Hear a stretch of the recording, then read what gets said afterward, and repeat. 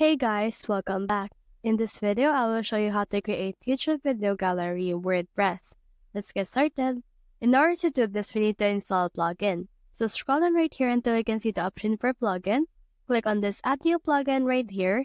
And then once you have done that, this will actually load into our WordPress marketplace.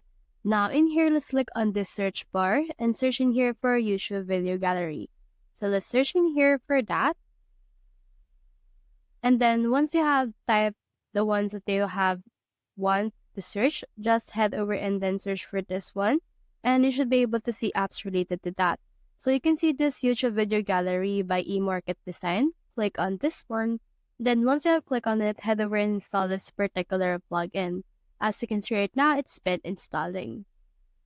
Once you have installed this, you should be able to see in here this WP video settings. So click on the short code right here and you have in here the video gallery.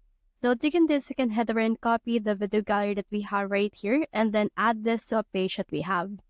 So here's the page that we have. Let's head over and click on this plus icon and then let's search in here for short code. Here's short code right here. Let's add this just below this particular coding that we have and then let's paste what we have right here. Now, once you have done that, click on the save option right here. And then once you have saved this, you can also preview what it looks like right now. So in order to do this, click on this preview icon right here in order to view the entirety of your page. So here's my page right here now. So I have this one and I also have this. So it's not actually showing yet. That's because we need to add some more things on our video settings. So you can head over here to the YouTube API.